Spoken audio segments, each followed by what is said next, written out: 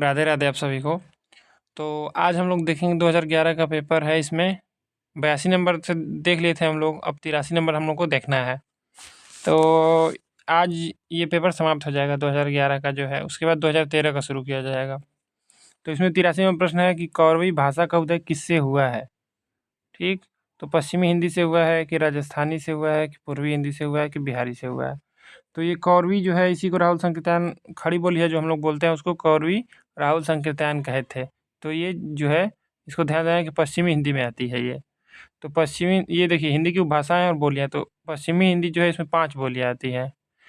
कौन कौन सी बोलियां हैं? कौरवी, जिसको खड़ी बोली को कौरवी कहा जाता है, ब्रजभाषा है, हरियाणवी है, बुंदेली है तथा कन्नौजी है। तो ये जो हरियाणवी है ना, इसको बांगरू भी कहा जाता है। ठीक, अब देखिए पूर्वी हिंदी, ये मोस्ट इम्पॉर्टेंट है।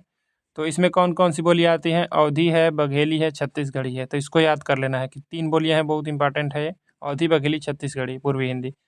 और देखिए आगे राजस्थानी हिंदी है। तो इसमें पश्चिमी, उत्तरी, पूर्वी ऐसे करके 4 है बोलियाँ।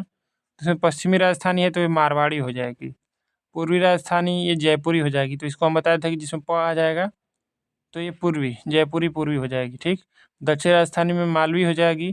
और उत्तरी में इसमें भी त आता है, इसमें भी त, उत्तरी राजस्थानी में मेवाती हो जाएगी। ठीक, अब देखिए पहाड़ी हिंदी में 2 बोलियाँ आती हैं, कुमाऊनी और गढ़वाली। कौन कौन सी? कुमाऊनी, कुमाऊनी और गढ़वाली। गढ़वाली ये पहाड़ी में आती है। और बिहारी हिंदी में 3 बोलियाँ आती हैं, ये कौन है? भोजपुरी, मगही तथा मैथिली। ये 3 बोलियाँ बिहारी हिंदी में आती हैं। ठीक, अब देखिए पूरा पूछ रहा है कि निम्नलिखित में से कौन देशज शब्द है। तो जूता है, हैजा है, कीमत है और देहात है। तो इसमें जूता जो शब्द है ये देशज है। ठीक, जूता शब्द जो है देशज है। और हैजा जो है ये अरबी शब्द है। और कीमत भी अरबी है। और देहात किस भाषा का शब्द है? ये फारसी भाषा का शब्द है। ध्यान देना है कि देहात फारसी है, देशज नहीं है, देहात फारसी है। ठीक, अब देखिए 85वां प्रश्न है, दशानन निम्नलिखित में से कौन सा शब्द है। दशानन रावण को कहा जाता है ना, तो पूछ रहा है इनमें से कौन सा शब्द है? रूढ़ है कि योग रूढ़ है कि यौगिक है कि इनमें से कोई नहीं है। तो ये क्या होगा? योग रूढ़ होगा। ठीक, बहुब्रीहि समास जो होता है योग रूढ़ में होता है ना। तो योग रूढ़ शब्द ऐसे शब्द जो यौगिक तो होते हैं पर अर्थ के विचार से अपने सामान्य अर्थ को छोड़ किसी परंपरा से विशेष अर्थ के परिचायक हैं, योग रूढ़ कहलाते हैं। ठीक, जैसे दशानन हो गया, लंबोदर जैसे गणेश जी को कहा जाता है, चक्रपाणी जिसके हाथ में, पहाड़ी मतलब कि हाथ में चक्र हो, तो जैसे कृष्ण भगवान हो गए, चाहे विष्णु जी हो गए। ठीक है, अब देखिए यौगिक शब्द ऐसे शब्द जो 2 शब्दों में मेल से बनते हैं और जिनके खंड सार्थक होते हैं, यौगिक कहलाते हैं।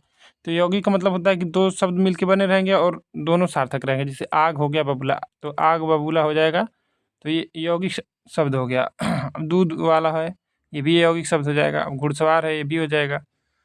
अब देखिए रूढ़ शब्द, जिन शब्दों के खंड सार्थक न हो उन्हें रूढ़ शब्द कहते हैं। जैसे नाक है ना, तो उसको ना का कोई सार्थक है नहीं, तो इसलिए नाक जो है रूढ़ हो जाएगा। कान है तो का और न एक दो कोई इसका अर्थ नहीं है, तो कान जो है रूढ़ हो जाएगा। अब देखा जाए 86 नंबर, निम्नलिखित में से कौन मूर्धन्य ध्वनि नहीं है। ठीक, तो ट, ठ, ढ और ये ड़ इसको कहा जाता है। ठीक, तो ये द्विगुण व्यंजन हो जाता है, तो मूर्धन्य नहीं होगा ये। तो डी ऑप्शन इसमें हो जाएगा। मूर्धन्य ध्वनियाँ वे ध्वनियाँ हैं होती हैं जो मूर्धा और जीभ के स्पर्श वाले वर्ण। तो ठीक, मूर्धा मतलब वे ध्वनियाँ होती हैं जो मूर्धा और जीभ के स्पर्श से बोली जाती हैं। तो इसमें कौन कौन सी बोली वर्ण है? त्र है, ठीक, र है, श्र है, तो ये मूर्धन्य से इसका नाम ही है। ठीक, ट है, तो देखिए ये ट वर्ग लिखा है यहाँ पे, शिल्पी में थोड़ा गलत भी लिखा रहता है ना। तो टी, ये ट लिखा है यहाँ पे, ट वर्ण है ये। तो यहाँ पे ट, ठ, ड, ढ, ड़, इससे 5 वर्ग होते हैं ना, क, च, ट, त, प, तो उसमें ट वर्ग है, ये वाला ट वर्ग है। जबकि ड, ढ द्विगुण व्यंजन है, इनकी ध्वनि को अवयुग्वा कहते हैं। ये गलत लिखा है, अवयुग्वा अंग जिसे इसको कहा जाता है, जैसे अंग हम लोग कहते हैं ना, और जो अ रहता है, ठीक, अनुस्वार और ये विसर्ग, तो इसको अयुग्वा कहा जाता है। ठीक है, इसको द्विगुण व्यंजन ही कहा जाता है। इसके 2 गुण होते हैं, इसलिए इसको द्विगुण कह दिया जाता है। देखिए 87 नंबर, निम्न में से कौन ऐसा एक अल्प प्राण ध्वनि है। ठीक, तो अल्प प्राण का मतलब होता है 1, 3, 5 रहेगा तो अल्प प्राण हो जाएगा। 1, 3, 5 वर्गीय व्यंजन जो होते हैं ना, क, च, ट, त, प, 25 उसमें होते हैं वर्ण, तो उसमें का एक जैसे मान लीजिए क है तो उसमें का एक पहला, तीसरा, पाँचवा, ये सब अल्प प्राण हो जाएगा। ठीक। और जो ये अंतस्थ होते हैं य, र, ल, व, ये भी अल्प प्राण में आते हैं। पूछ रहा है कि इनमें से कौन एक अल्प प्राण ध्वनि है, तो क, ख, घ और ध। तो क इसमें क्या हो जाएगा, अल्प प्राण हो जाएगा। अल्प प्राण ध्वनियाँ जिनके उच्चारण में श्वास पूर्व से अल्प मात्रा में निकले और जिसमें हकार जैसी ध्वनि नहीं होती है, उन्हें अल्प प्राण कहते हैं। प्रत्येक वर्ग का पहला, तीसरा और पांचवा वर्ण अल्प प्राण व्यंजन है। जैसे अब देखिए इसमें दिया है कि अल्प प्राण कौन कौन से हैं, तो क, ग और अंग है च, ज, य, ट, ड, ड़, त, द, न, प, ब और म। ठीक। अंतस में य, र, ल, व भी अल्प प्राण है, ये भी ध्यान देना है। ये तो सबको याद रहता है, लेकिन ये मोस्ट इंपॉर्टेंट है कि य, र, ल, व भी अल्प प्राण होते हैं। ठीक। अब देखिए महाप्राण व्यंजन जिनके उच्चारण में हकार जैसी ध्वनि विशेष रूप से रहती है और श्वास अधिक मात्रा में निकलती है, उसे महाप्राण व्यंजन कहते हैं। प्रत्येक वर्ग का दूसरा और चौथा वर्ण तथा समस्त उस वर्ण, ये उष्ण लिखा है ना, ये उष्म रहेगा यहाँ पे, समस्त उष्म वर्ण महाप्राण है। ठीक। तो अल्प प्राण को छोड़कर जो रहेगा वो महाप्राण हो जाएगा। जैसे ख, घ, छ ये सब दिया है ना, झ, ट, ठ, ड, थ, ध, फ, भ, श, तो ये तालव्य स है, मूर्धन्य स, दंत स, तो ये सब होते हैं। ठीक। अब देखा जाए आगे 88 नंबर, देवनागरी लिपि का विकास किससे हुआ है, तो खरोष्ठी से, ब्राह्मी से, कीलाक्षर से, हेरीग्लिफिक। तो हम लोग को पता है कि देवनागरी लिपि का विकास किससे हुआ है, ब्राह्मी लिपि से हुआ है। भारत में प्राचीन समय में 3 लिपियाँ प्रचलित थीं, सिंधु घाटी लिपि, खरोष्ठी लिपि, ब्राह्मी लिपि। तो ब्राह्मी लिपि से किसका किसका विकास हुआ है, तो ब्राह्मी लिपि से देखिए यहाँ पे लिखा है ना, तेलुगु, तमिल, कन्नड़, ये दक्षिणी शैली में आ जाएंगे ये सब लिपियों का विकास हुआ। उत्तरी शैली में कौन कौन है, गुप्त लिपि 4 से 5वीं सदी और सिद्ध मातृक की जो है, इसी को कुटिल लिपि भी कहा जाता है। तो इससे देवनागरी लिपि और शारदा लिपि, कभी कभी ये भी पूछ देता है कि देवनागरी का विकास हुआ तो उसमें रख देगा, कुटिल लिपि भी रख देगा।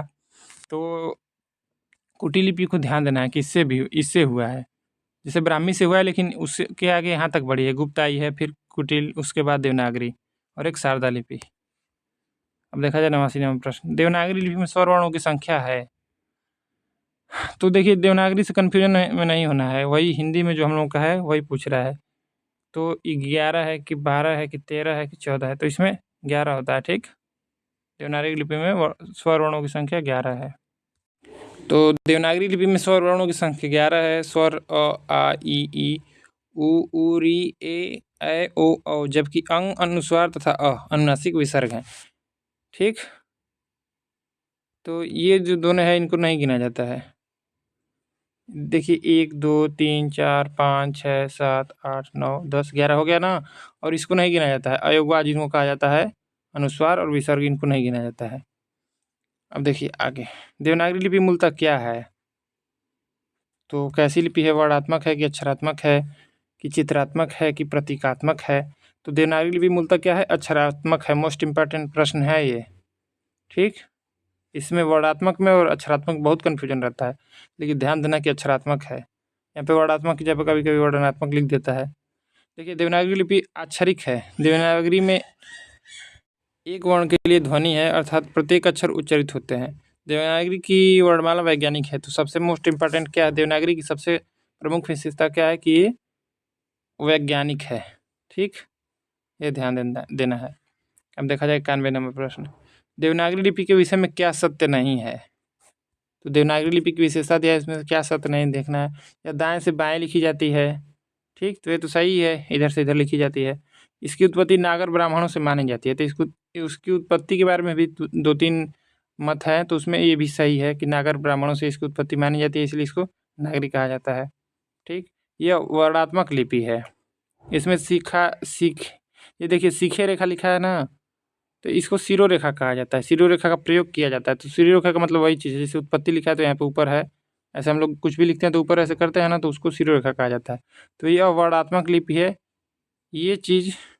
ठीक। ये सही नहीं है, क्योंकि अक्षरात्मक है ना, देवनागरी लिपि देखा जाए नीचे। देवनागरी लिपि की विशेषता, यह दाएं से बाएं लिखी जाती है। इसकी उत्पत्ति नागर ब्राह्मणों से मानी जाती है। यह अक्षरात्मक लिपि है। इसमें सीरा रेखा का प्रयोग किया जाता है। देवनागरी की वर्णमाला का वर्णक्रम वैज्ञानिक है। सबसे विशेषता बड़ी यही है कि इसका वर्णक्रम जो है वैज्ञानिक है। नगरों में प्रचित होने से देवनागरी नाम पड़ा। देखिए ये दूसरा मत है। एक तो नागर ब्राह्मण वाला है और एक ये है कि नगरों में प्रचलित थी इसलिए इसका नाम नागरी पड़ गया, देवनागरी। डॉक्टर धीरेन्द्र वर्मा के अनुसार मध्य युग के स्थापत्य की शैली का नाम नागर होने से नागरी नाम पड़ा। तो इसके कई मत हैं कि क्यों नागरी पड़ी। देखिए तोता डाली पर बैठा है, इस वाक्य में कौन सा कारक है? तो उसमें दिया है करण कारक, संबंध कारक, अधिकरण कारक, अपादान कारक। तो अधिकरण में पर होता है ना, तो डाली पर बैठा है, ठीक, तो अधिकरण कारक इसमें हो जाएगा। ठीक है, अब देखा जाए इसमें क्या क्या दिया है। कर्ता कारक ने, इसका विभक्ति परसक होता है ने। कर्ता ने कर्म को, हम लोग याद किए हैं ना, कर्ता ने कर्म को करण से संप्रदान के लिए। अपादान कारक ये अलग होने के अर्थ में होता है से। और संबंध का की रा रे री, अधिकरण में पर, संबोधन हे अजी अहो इत्यादि। ठीक, अब देखिए साधु आ रहे हैं, वाक्य में साधु का वचन निर्धारित कीजिए। तो यहाँ पे कन्फ्यूजन हो जाएगा किसी को भी, इसमें क्या होगा, तो एक वचन होगा कि बहुवचन होगा कि द्विवचन होगा कि इनमें से कोई नहीं होगा। तो साधु आ रहे हैं, इस वाक्य में साधु का वचन जो है एक वचन होगा। ठीक, यहाँ पे एक वचन होगा, इसको ध्यान देना है। लग रहा है कि बहुवचन है ना, लेकिन बहुवचन नहीं है। साधु आ रहे हैं वाक्य में साधु का एक वचन, साधु मतलब इसमें एक वचन है। पुल्लिंग अकरांत के सिवा शेष मात्राओं से अंत होने वाले शब्दों के रूप दोनों वचनों में एक से रहते हैं। ठीक, यहाँ पे नियम दिया है।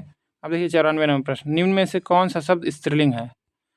तो ये भी ध्यान देना है, अपवाद इसमें मिल जाएगा। चना है, अरहर है, बाजरा है, उड़द है। तो देखिए अनाज के नाम जैसे पुल्लिंग में होते हैं, प्राय पुल्लिंग में होते हैं, लेकिन कुछ ऐसे हैं जो स्त्रीलिंग में हो जाते हैं।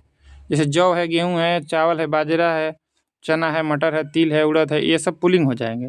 लेकिन ये जो है अरहर हो गई, अरहर की दाल, मकई, ज्वार, मूंग और खेसारी, ये भी दाल एक प्रकार की है, ये सब स्त्रीलिंग होते हैं।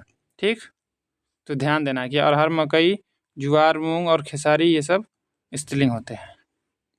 अब 95 नंबर प्रश्न देखा जाए, विद्याभ्यास का संधि विच्छेद क्या होगा? तो इसका विद्या प्लस अभ्यास, देखिए यहाँ पे अभ्यास गलत लिख दिया है, इसलिए ये वाला नहीं होगा। विद्या प्लस अभ्यास, विद्या प्लस अभ्यास ये भी ठीक है, दोनों एक ही तरह मिल गया। विद्या प्लस अभ्यास लिख दिया है, तो इसमें या तो सी या तो बी, कौन दोनों में से कोई भी सही हो जाएगा। ऑप्शन थोड़ा इसमें गलत रहा होगा कोई एक। अभ्यास यहाँ पे जो लिखा है वो गलती से कुछ दूसरा टाइप हो गया होगा। ठीक, तो ये सी वाला ध्यान देना है कि विद्या प्लस अभ्यास ऐसे लिखा जाएगा। विद्याभ्यास, विद्या प्लस अभ्यास, इसमें दीर्घ संधि है। दीर्घ संधि अकः सवर्णे दीर्घ, इसका सूत्र है, यदि प्रथम शब्द के अंत में ह्रस्व अथवा दीर्घ शब्द के आदि में उसी का समान वर्ण हो तो दोनों के स्थान पर एक दीर्घ हो जाता है, यह दीर्घ संधि कहलाती है। दीर्घ संधि सबको पता है। ठीक, अब देखिए नीलगाय में कौन सा समास है? तो विशेषता बता रहा है ना कि गाय कैसी है, नीली है, तो उसमें तत्पुरुष समास होगा कि अव्ययी भाव होगा कि कर्मधारय होगा कि द्वंद्व होगा। तो नील गाय, नीली गाय, कर्मधारय समास। ठीक, विशेष से विशेषण रहता है, उसमें कर्मधारय समास रहता है। कर्मधारय समास जिस समास में कभी पहला पद, कभी दूसरा पद और कभी दोनों पद विशेषण होते हैं, या कभी पहला पद, कभी दूसरा पद और कभी दोनों पद विशेष हो, वहाँ कर्मधारय समास होता है। ठीक, देखा जाए 97 नंबर प्रश्न, त्रिभुज शब्द में कौन सा समास है? त्रिभुज शब्द में कौन सा समास है? तो षष्ठी तत्पुरुष, द्विगु समास, द्वंद्व समास, कर्मधारय समास। तो जैसे कोई भी जैसे रहता है अंक वाला आ जाता है ना, तो उसमें द्विगु समास हो जाता है। देख, त्रिभुज, तीन भुजाओं का समाहार, द्विगु समास। द्विगु समास जिस समास का प्रथम पद संख्यावाचक, ठीक, तो प्रथम पद संख्यावाचक रहेगा तो द्विगु हो जाएगा, और अंतिम पद संज्ञा हो उसे द्विगु समास कहते हैं। देखा जाए 98 नंबर प्रश्न, अपने हाथ से स्वयं काम करो, वाक्य का शुद्ध रूप क्या होगा? तो आदमी हाथ ही से काम करेगा और कैसे काम करेगा? तो बताया थोड़ी जाता है कि हाथ से काम करो, तो वो उसी को इसमें हाथ नहीं यूज करना है। यही चीज़ है कि इसमें यही ध्यान देना है कि अपना काम स्वयं करो दिया है, अपने से अपना काम करो, स्वयं से काम करो, हाथ से अपना काम करो, तो ये तो होगा नहीं। हाथ से अपना काम करो होता है कि अपना काम स्वयं करो। ठीक ठीक है, तो ये वाला सही हो जाएगा। ये वाला अपने हाथ से स्वयं काम करो वाक्य का शुद्ध रूप अपना काम स्वयं करो है। अब देखिए रामेण शब्द रूप में कौन सी विभक्ति है?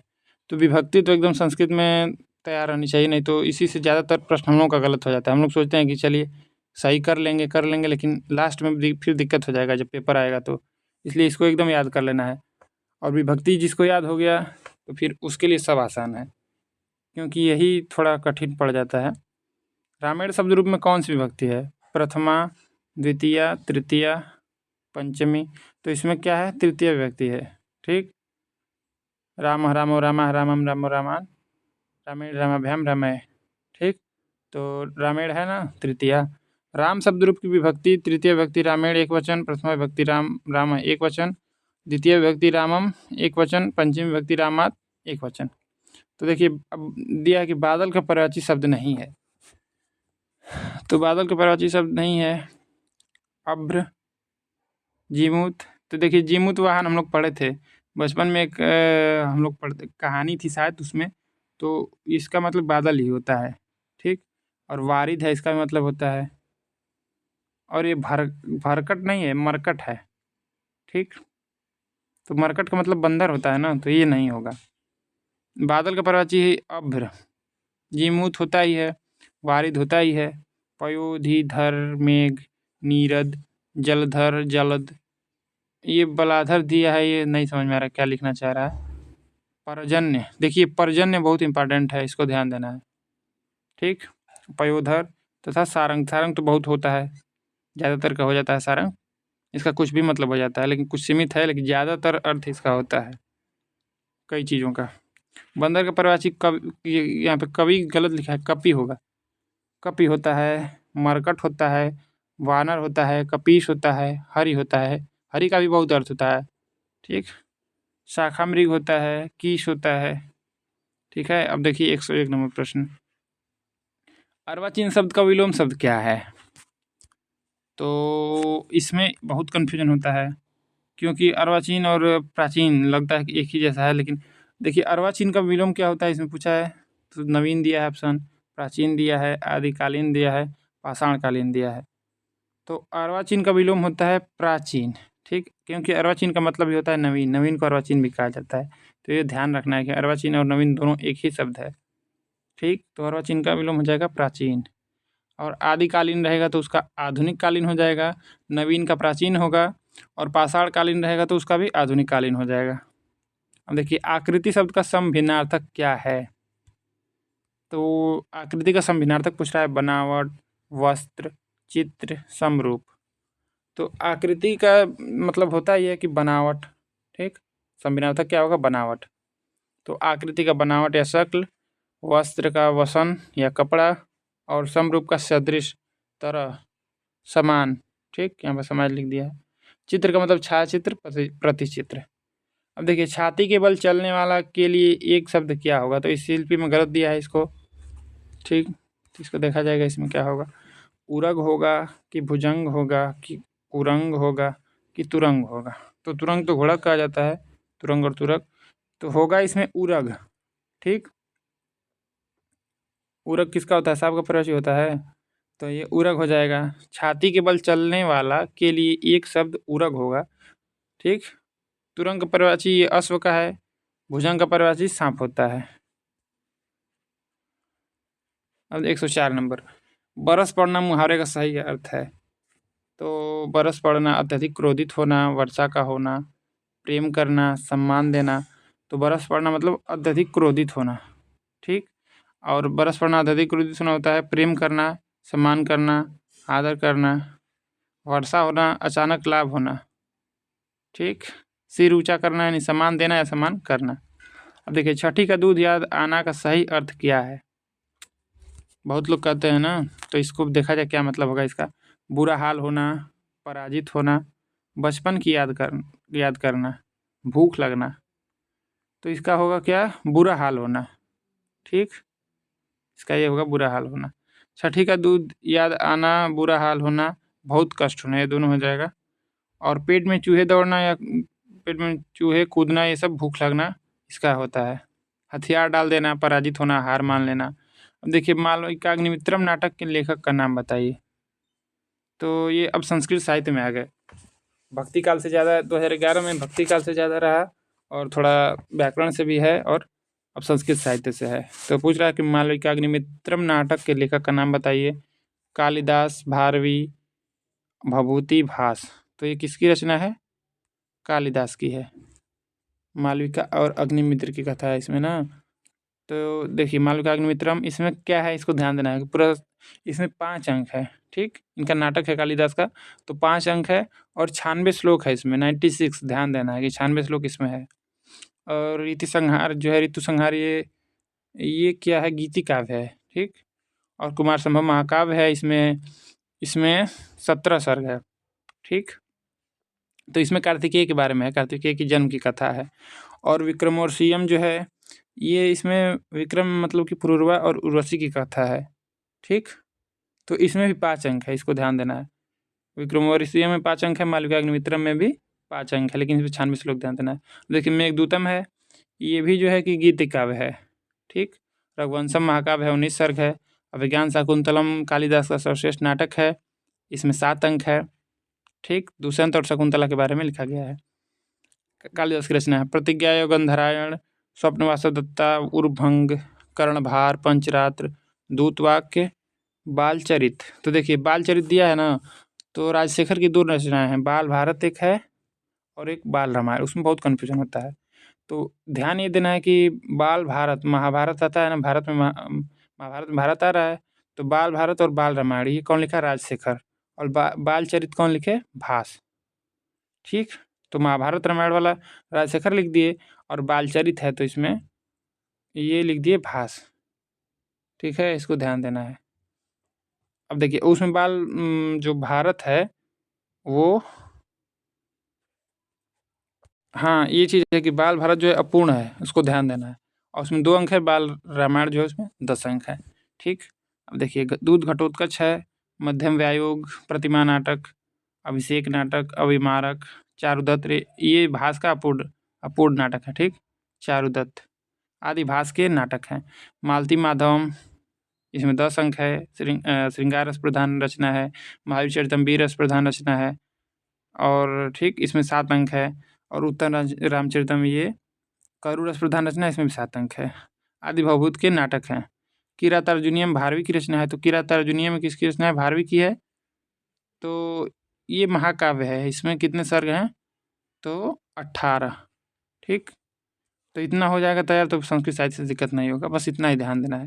अब देखिए, इनमें से कौन सा रचना कालिदास की नहीं है, कौन सी रचना रहना चाहिए, कौन सी रचना कालिदास की नहीं है। अभिज्ञान शाकुंतलम, मालविकाग्निमित्रम, विक्रमोर्वशीयम, प्रतिमा नाटक। तो प्रतिमा नाटक भास की रचना है। अभिज्ञान शाकुंतलम, मालविकाग्निमित्रम, विक्रमोर्वशीयम, ऋतुसंहार, कुमार संभव, मेघदूत, रघुवंशम आदि कालिदास की रचना है। जबकि प्रतिमा नाटक, अभिषेक नाटक, अभिमारक, चारुदत्त अपूर्ण है। प्रतिज्ञा गंधरायण, ये प्रतिज्ञा गंधरायण है। ठीक, नारायण नहीं है। स्वप्नवासवदत्तम, उर्भंग, कर्णभार, पंचरात्र, दूतवाक्य और बालचरित, दूध घटोत्कच और मध्यम व्यायोग आदि भास के नाटक हैं। ठीक, कालिदास के पूर्ववर्ती थे भास, ये भी ध्यान देना है। ठीक ना। और संस्कृत में सर्वप्रथम एकांकी नाटक यही लिखे, ये भास, ये भी ध्यान देना है। मालती माधव रचना के लेखक का नाम बताइए। तो मालती माधव किसने लिखा, भवभूत लिखे कि कालिदास लिखे कि भास लिखे कि श्रीहर्ष लिखे। तो मालती माधव भवभूत लिखे हैं। मालती माधवम, महावीर चरितम तथा उत्तर रामचरितम आदि भवभूत के नाटक हैं। तो सबसे ज़्यादा उत्तर रामचरितम इनका फेमस है।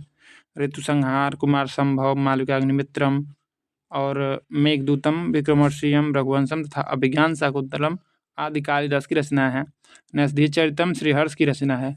तो नसधीर चरितम जो रचना है, ठीक, इसमें 22 सर्ग है, ये भी महाकाव्य, ठीक, महाकाव्य में आता है। ठीक ना, बृहत्त्रयी में आता है ये। महाकाव्यों के। तो इसमें इसको विद्वानों के लिए औषधि कहा गया है नरसिंह चरितम को। प्रतिज्ञा गंधरायण श्रीहर्ष की रचना है। ये देखिए, नहीं, ये प्रतिज्ञा गंधरायण श्रीहर्ष की रचना है, यहाँ पे गलत लिखा है। प्रतिज्ञा गंधरायण स्वप्नवास दत्ता उर्भंग कर्णभार पंचरात्र दूतवाक्य बालचरित दूत घटोत्कच मध्यम व्यायोग प्रतिमा नाटक अभिषेक नाटक अभिमारक तथा चारुदत्त, ये सब भास के नाटक हैं। ठीक, तो श्रीहर्ष एक ही इनकी रचना है, नरसिंह चरित ध्यान देना है। अब देखिए 109 नंबर, इनमें से कौन सी रचना भारवी की है? भारवी की रचना कौन सी है? तो अभिज्ञान शाकुंतलम है कि रघुवंशम महाकाव्य है कि दस कुमार चरित है कि किरातार्जुनीयम है? तो किरातार्जुनीयम भारवी की रचना है। ठीक है, इसमें 18 सर्ग है, ये भी बृहत्रयी में आता है महाकाव्यों की। तो ये 20 रस प्रधान रचना है। इसमें अर्जुन और किरात वेशधारी शिव की स्टोरी है। ठीक, किरातार्जुनीयम महाकाव्य भारवी की रचना है, जबकि अभिज्ञान शाकुंतलम रघुवंश महाकाव्य मेघदूतम ऋतुसंहार कुमार संभवम मालविकाग्निमित्रम तथा विक्रमोर्वशीयम आदि कालिदास की रचना है। दस कुमार चरितम द्विसंधान काव्य काव्यादर्श अवंति सुंदर कथा, ठीक, छंदो विचित कला परिच्छेद आदि आचार्य दंडी की रचनाएं हैं। दंडी को भी ध्यान देना है, काय शास्त्र में हम लोग पढ़े हैं दंडी को। देखिए, शिशुपाल वध के लेखक का नाम बताइए। तो तीनों पूछ लिया, बृहत्रयी में तीनों महाकाव्य जो हैं तीनों को पूछ लिया इसमें। तो पूछ रहा है कि शिशुपाल वध के लेखक का नाम बताइए। माघ, कालिदास, हर्ष, श्रीहर्ष, भास। तो इसमें माघ हो जाएंगे, ठीक ना। तो शिशुपाल वध ये भी ध्यान देना है कि ये भी जो बृहत्रयी है महाकाव्य उसमें उसका दूसरा रत्न ये माना जाता है। तो इसमें 20 सर्ग हैं। शिशुपाल वधम महाकवि की रचना है, जबकि नरसिंह चरितम श्रीहर्ष की रचना है। ऋतुसंहार कुमार संभव मालविकाग्निमित्रम विक्रमोर्वशीयम मेघदूतम रघुवंशम अभिज्ञान शाकुंतलम आदि कालिदास की रचनाएं हैं। अब देखिए, प्रतिज्ञा योगंधरायण स्वप्नवासव दत्तम उर्भंग कर्णभार पंचरात्र दूतवाक्य बालचरित धूत घटोत्कच और मध्यम व्यायोग प्रतिमा नाटक, यहाँ पे प्रतिमा रहेगा प्रतिभा नहीं रहेगा, अभिषेक नाटक अभिमारक तथा चारुदत्त आदि भास के नाटक हैं। ठीक, हम देखिए 111 नंबर, इनमें से कौन सी रचना दंडी की है? संस्कृत साहित्य से कुछ ज़्यादा ही प्रश्न हो गया है। दस कुमार चरित, शिवराज विजय, मेघदूत, हर्षचरित। तो दस कुमार चरित जो है दंडी की है। ठीक है, अवंति सुंदर कथा भी है। अब देखिए, दस कुमार चरितम आचार्य दंडी की रचना है। हर्षचरितम बाणभट्ट की रचना है। मेघदूतम कालिदास की है। शिवराज विजय ये अंबिकादत्त व्यास की है। ठीक, अब देखिए 112 नंबर, नरसिंह चरित रचना के लेखक का नाम बताइए। नरसिंह चरित कौन लिखा है? श्रीहर्ष की दंडी की भास लिखे हैं कि भवभूत लिखे हैं? तो ये श्रीहर्ष की रचना है नरसिंह चरित। ठीक, नरसिंह चरितम श्रीहर्ष की है, दस कुमार चरितम दंडी की है। तो किरातार्जुनीयम भारवी की रचना है, स्वप्न वासुदत्तम भास की रचना है। अब देखिए, विद्यालय का सही संधि विच्छेद कीजिए। विद्यालय का संधि विच्छेद पूछ रहा है। तो विद्या प्लस आलय, विद्या प्लस आलय, विद्या प्लस ओलय, विद्या प्लस आलय। तो इसमें विद्या यहाँ पर गलत लिख दिया है, तो इसलिए ये वाला हो जाएगा विद्या प्लस आलय। ठीक, विद्यालय विद्या प्लस आलय दीर्घ संधि है, इसमें आ प्लस आ मिल रहा है। यहाँ पे आ है विद्या में, यहाँ पे आ, तो इसलिए दीर्घ संधि हो जा रही है। दीर्घ संधि अक सवर्ण दीर्घ। यदि प्रथम शब्द के अंत में ह्रस्व अथवा दीर्घ अ ई उ री में से कोई एक वर्ण हो और द्वितीय शब्द के आदि में किस उसी का समान वर्ण हो तो दोनों के स्थान पर एक दीर्घ हो जाता है, यह दीर्घ संधि कहलाता है। ठीक, अब 114 नंबर प्रश्न देखा जाए। महोत्सव शब्द में कौन सी संधि है? तो महाधन उत्सव। ठीक, तो आ प्लस उ मिल के ओ हो जाता है, तो गुड़े गुड़े गुड़ो गुड़र, ऐसे मतलब आराम से बस हम याद किए हैं। गुड़े रहेगा गुड़ो रहेगा, तो ए ओ और अर रहता है तो गुड़ संधि रहती है। जैसे दीर्घ हो गई, इसमें ऑप्शन पूछा है कौन होगा, दीर्घ होगा कि गुड़ होगा कि यड़ होगा कि वृद्धि होगा? तो वृद्धि में ए ओ आता है। ठीक, और गुड़ में ए ओ आता है। और दीर्घ में पता ही है कि उसका दीर्घ हो जाता है, और ई का य हो जाता है, उ का ओ हो जाता है, यड़ संधि रहती है। देखिए, महोत्सव में महा प्लस उत्सव आ प्लस ओ हो जाएगा, गुड़ संधि हो जाएगी। आद गुड़ा इसका होता है सूत्र, यदि प्रथम शब्द के अंत में ह्रस्व अथवा दीर्घ अ हो और दूसरे शब्द के आदि में ह्रस्व अथवा दीर्घ ई उ री में से कोई वर्ण हो तो अ प्लस ई ए हो जाता है और आ प्लस उ ओ हो जाता है और अ प्लस री अर हो जाता है। यह गुण संधि कहलाता है। देखिए सच्चित शब्द में कौन सी संधि है? सत धन चित, सच्चित। तो इसमें कौन सी संधि होगी? वृद्धि संधि होगी कि गुण संधि होगी कि यड़ संधि होगी कि अच्युत संधि होगी? ये संस्कृत वाला दिया है, लेकिन इसमें होगा व्यंजन संधि। ठीक, तो इसमें दिया नहीं है। सच्चित सत धन चित, त प्लस च व्यंजन संधि होगी। इसका नियम यह है कि त या द के बाद च अथवा छ हो तो त या द के स्थान पर च हो जाता है। जैसे उत धन चारणम है तो उच्चारणम हो जाएगा, सत धन छात्र है तो सच्छात्र हो जाएगा, और पद धन छेद है तो पदछेद हो जाएगा। तो ये ध्यान देना है, सत धन छात्र है सच्छात्र, इसको ध्यान देना है, ये मोस्ट इंपॉर्टेंट है। ठीक, अब देखिए आगे 116 नंबर, गृह गच्छति शब्द का संधि विच्छेद कीजिए। ठीक, गृह गच्छति शब्द का संधि विच्छेद करना है। गृहम गच्छति, गृह गच्छति, गृह गच्छति, गृह अगच्छति, तो इसमें ये वाला हो जाएगा गृहम गच्छति। गृह गच्छति शब्द का संधि विच्छेद गृहम प्लस गच्छति होगा। अब महात्मा शब्द में कौन सा समास है? तो इसमें शिल्पी में गलत दिया हुआ है, इसको आप लोग करेक्ट कर लीजिएगा। तत्पुरुष है, अव्ययी भाव है, कर्मधारय है, बहुव्रीहि है। तो इसमें कौन सा हो जाएगा महात्मा शब्द में समास?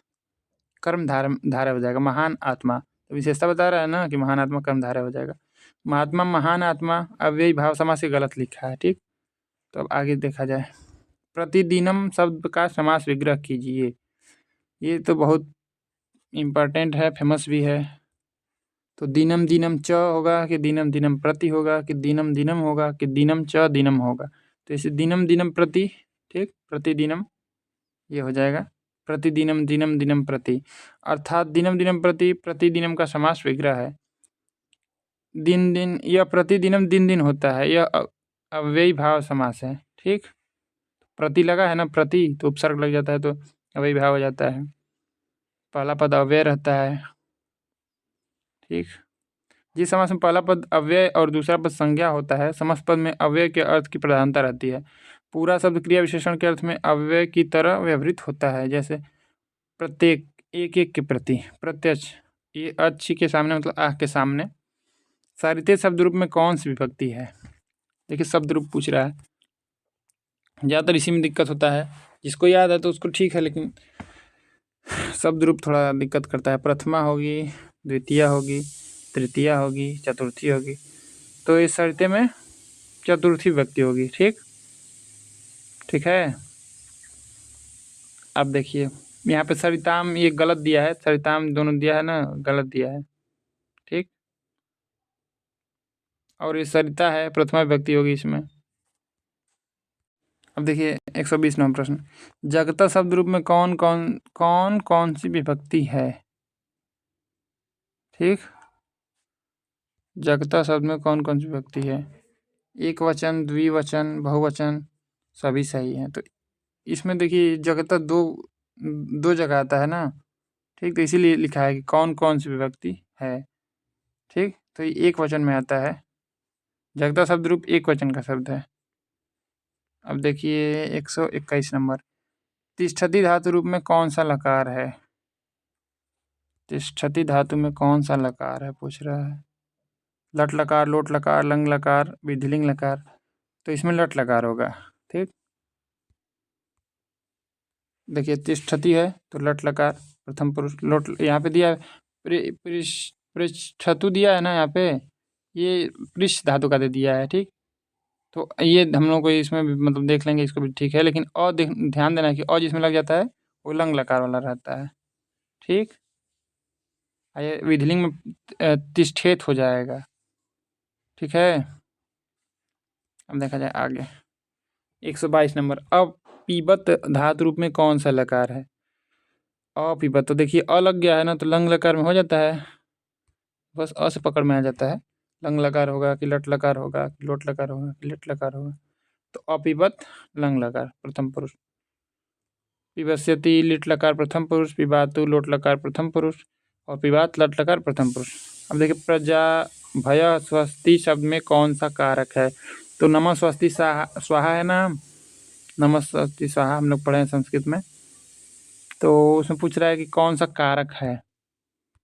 ठीक, तो करण होगा कि संप्रदान होगा कि अपादान होगा कि कर्ता होगा? तो इसमें संप्रदान होगा। ठीक, प्रजामय स्वस्ति शब्द का अर्थ है प्रजा के कल्याण के लिए या प्रजा के हित के लिए। तो के लिए आ रहा है ना, इसीलिए इसमें संप्रदान हो जा रहा है। ठीक है, यहाँ के लिए के वास्तविक के कल्याण के लिए के निमित्त आदि प्रत्यय वाले अव्यय आए, वहाँ पे संप्रदान कारक के प्रत्यय हैं। तो यहाँ पे के निमित्त ये भी ध्यान देना है। ठीक, के निमित्त।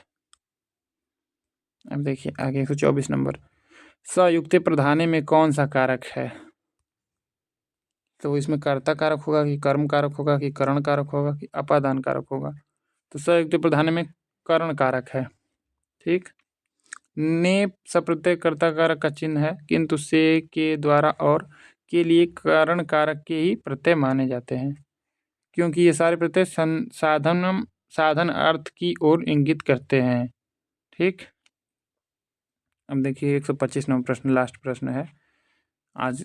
2011 का प्रश्न समाप्त हो जाएगा पूरा। राम गृहम गच्छति शब्द का हिंदी अनुवाद कीजिए। तो राम घर जाता है, राम घर से आता है, राम घर पर आता है, राम घर को जाता है। तो ये वाला राम घर जाता है, ये वाला इसमें हो जाएगा राम घर जाता है। तो आज हम लोगों का 2011 का पेपर समाप्त हो गया। अब इसके बाद देखा जाएगा 2013 का पेपर। ठीक, तो इसमें जितना आराम से पढ़ा जाएगा एक्सप्लेनेशन करके उतना ज़्यादा समझ में आएगा, इसलिए कि जल्दी जल्दी पढ़ने से कोई फ़ायदा है नहीं, कहीं जाना तो है नहीं, बस इसी को पढ़ना है और इसको जितना बार पढ़ लिया जाएगा उतना बार फ़ायदा करेगा। ठीक, और जितना एक्सप्लेनेशन हो जाए उतना एक्सप्लेनेशन पढ़ना चाहिए जितना, इसलिए कि जो ऑप्शन में रख दिया है उससे भी प्रश्न बना है। तो जो ऑप्शन में रख रहा है समझ लीजिए कि उस पर भी उसका ध्यान गया है, तभी ना ऑप्शन में रखा है उसको। जैसे कोई राइटर है, कोई रचना है, उसमें पूछ रहा है कि किसकी रचना है, तो उसमें 4 ऑप्शन है तो उसमें एक ही सही है, लेकिन 3 ऑप्शन जो उसमें रखा है उस पर उसका ध्यान गया है, तभी ना उसको ऑप्शन में रखा है। तो उस पर आने वाले समय में प्रश्न बन सकता है, तो जो ऑप्शन में रखा है वो भी इम्पॉर्टेंट है। ठीक, तो आज के लिए बस इतना ही। धन्यवाद आप सबका जुड़ने के लिए।